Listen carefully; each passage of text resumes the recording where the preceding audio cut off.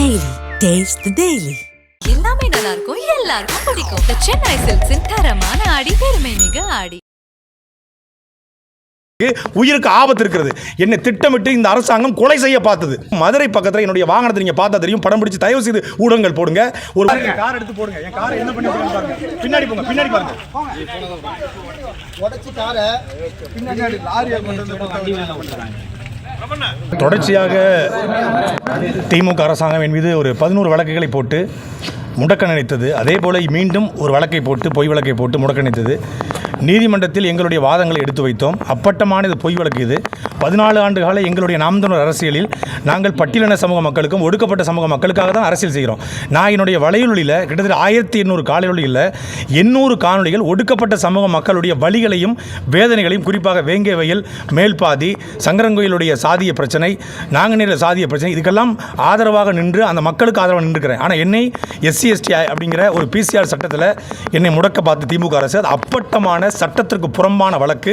அந்த பாடல், நான் பாடிய பாடல் என்பது அதிமுக 31 ஆண்டு காலமாக அதிமுக தேர்தல் பிரச்சாரங்களில் பாடப்படுற பாடல், சமூக வலைதளங்களில் இருக்கிற பாடல். அதை நான் மேற்கோள் காட்டி பாளையங்கோட்டை சிறைநிலை அப்படிங்கிற பாடல் மூலமாகவும், உதயநிதி அப்படிங்கிற பாடல் மூலமாகவும் திமுக கட்சியை வளர்த்தது. அப்படி இப்படி ஒரு பாடல் இருக்குது. இதை அண்ணன் சீமான் பாடியிருக்காரு.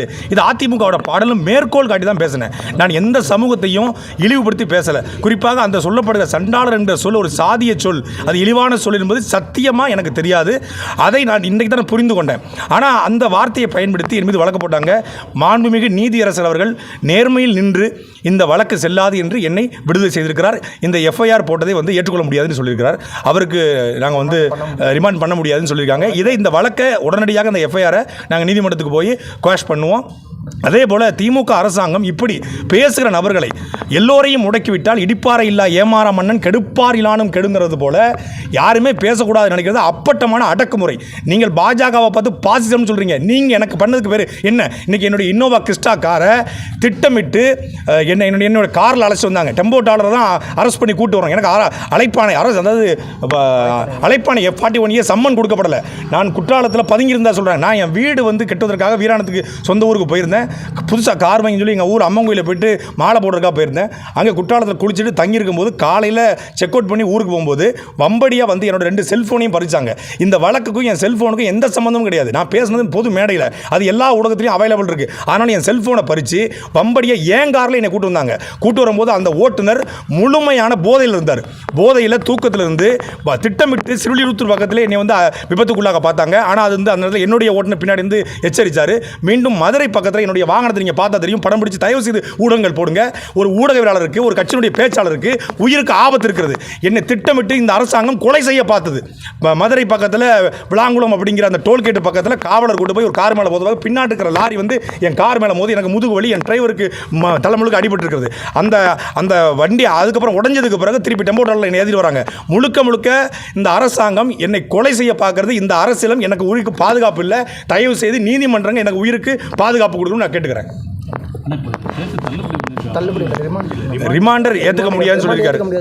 நாங்கள் நீதிமன்றத்துக்கு உடனடியாக நாளைக்கு போகிறோம். இந்த FIR-ஐ குவாஷ் பண்ணி, இந்த FIR-ஐ செல்லாதுங்க. ஏன்னா இந்த FIR-ல எந்த விதமான எவிடன்ஸும் இல்லை. நான் உங்களுக்கு சொன்னல, இந்த பாட்டு அதிமுக பாட்டு பாடினது ஒரு ஆள், எழுதியது ஒரு ஆள், இசையமைத்தது ஒரு ஆள், யூடியூப்பில் பதிவேற்றது ஒரு ஆள். நான் அதை எடுத்து பேசுகிறேன். அப்படி அண்ணன் சீமான் பாடிக்கிட்டு இருந்தாருன்னு சொல்லி பல்வேறு பாடல்களை சொல்லி ஒரு சர்க்காஸ்டிக்காக சொன்ன ஒழிய கலைஞரவர்களை இழிவுபடுத்தணும், இதன் மூலமாக பட்டியல் சமூகத்தை இழிவுபடுத்தணும்னு சொல்லுது அப்பட்டமான பொய். நான் எப்படி பட்டியல் சமூகத்தை இழிவுபடுத்துவேன்? நானே ஒரு சாதி மறுப்பு திருமணம் செஞ்சு என் பிள்ளைகளுக்கு இதுவரைக்கும் சாதியை சொல்லாமல் தமிழ்னு வளர்த்துக்கிட்டு இருக்கேன். நாங்கள் தமிழர்களாக ஒன்றிணைங்கிறோம். நான் மட்டும்தான் பரந்தூரில் படையாட்சியும் பறையரும் பாதிக்கப்படுறாங்க இந்த அரசாங்கத்தால் அப்படின்னு 2 சமூக மக்களுக்கும் ஆதரவாக நின்று 2 வரையும் ஒற்றுமைப்படுத்துகிறோம். நாங்கள் எப்படி குறிப்பிட்ட சமூகத்துக்கு எதிராக இருப்போம்? அப்போ இந்த வழக்கே பொய்.